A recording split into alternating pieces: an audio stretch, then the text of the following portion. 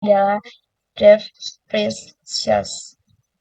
Adalah teknik penelusuran data pada mode secara vertikal dan juga terdefinisi, misalnya kiri ke kanan.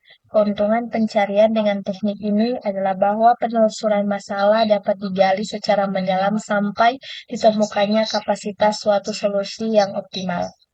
Kekurangan teknik penelusuran ini adalah membutuhkan waktu yang sangat lama untuk ruang lingkup masalah yang besar. Cara kerja GTIS. Mulai dari simpul awal, divisi memulai dari simpul awal atau ke simpul akar yang telah ditentukan. Menandai simpul sebagai dikunjungi. Setiap kali dikunjungi, simpul tersebut ditandai agar tidak dikunjungi lagi. Menjelajahi simpul tangga, divisi akan memprioritaskan menjelajahi simpul tetangga yang belum dikunjungi. Jika tidak ada simpul tetangga, maka kembali ke simpul sebelumnya atau backtracking. Ulangi langkah ketiga. Semua ini dilanjutkan sampai sudah dikunjungi atau tujuan ditemukan. Nah, di sini adalah contoh pemaparannya. Rutenya itu dari Jakarta menuju Kediri. Nah, Jakarta menuju Solo itu ada 1000 km.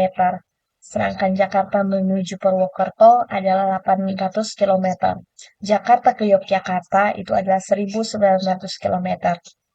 Nah, dari Solo ke Yogyakarta itu adalah 800 km. Sedangkan dari Purwokerto di sini terjadi tiga percabangan di mana Semarang 1500 km, Surabaya 1800 km, dan Solo dari Purwokerto ke Solo itu adalah 500 km. Nah, sedangkan Yogyakarta ke Surabaya adalah 1000 km. Dan untuk Yogyakarta ke Bandung adalah 1000 km. Untuk Yogyakarta ke Kediri adalah 1500 km. Jadi, kita bisa mengambil mungkin rute dari sini, Yogyakarta, dan dari Yogyakarta langsung menuju ke Kediri. Atau kita bisa mengambil dari Jakarta, Yogyakarta menuju ke Kediri. Baiklah, selanjutnya adalah previous search. Previous search adalah teknik penelusuran data pada semua node dalam suatu level atau salah satu tingkatan sebelum ke level atau tingkatan di bawahnya. Keuntungan pencarian dengan teknik ini adalah sama dengan depth research. Hanya saja penelusuran dengan teknik ini mempunyai nilai tambah, di mana semua node akan dicek secara menyeluruh pada setiap tingkatan node. Cara kerja BFS. Mulai dari simpul awal, BFS dimulai dari simpul akar atau simpul awal telah ditentukan. Yang kedua, menandai simpul sebagai dikunjungi. Setiap kali dikunjungi, simpul tersebut ditandai agar tidak dikunjungi lagi. Menjelajahi simpul tangga, BFS menjelajahi sebuah simpul tetangga dari simpul awal sebelum melanjutkan ke simpul tetangga dari tetangga. Menggunakan struktur data kuis antrian. BVS memanfaatkan kuis untuk menyimpan simpul akan dijelaskan. Simpul yang pertama dimasukkan dalam kuis akan diproses terlebih dahulu. Nah, sini dari Jakarta ke Kediri. Jakarta, Solo, Yogyakarta.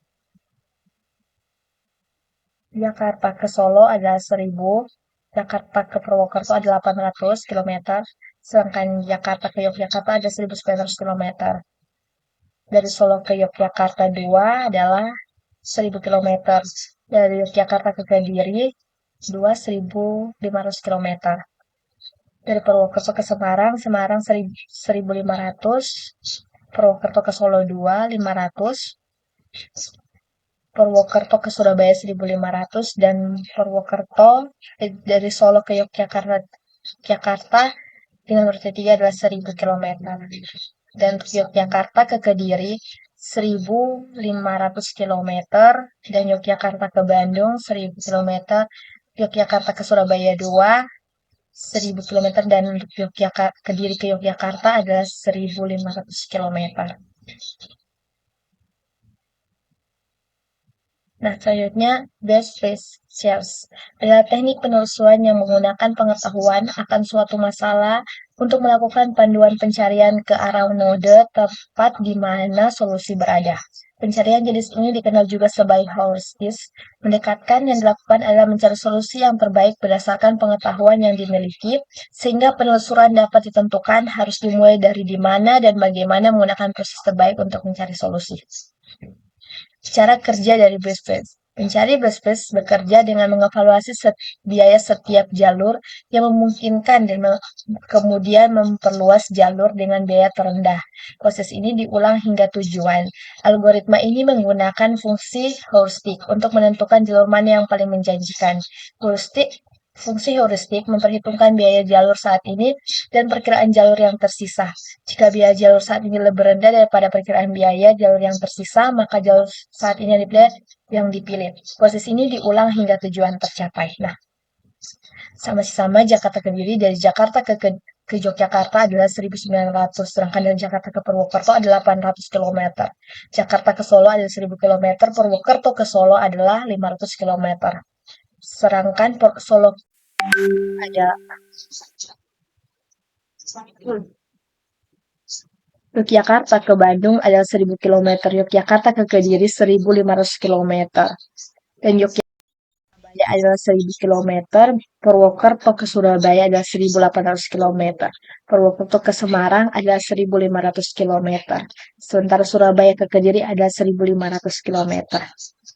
Jika kita memperhatikan,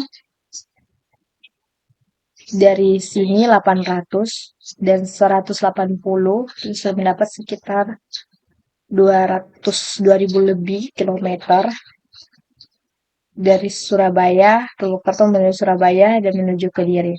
Sedangkan dari sini masih sama, tapi kita perhatikan bahwa rute yang dihasilkan lebih pendek.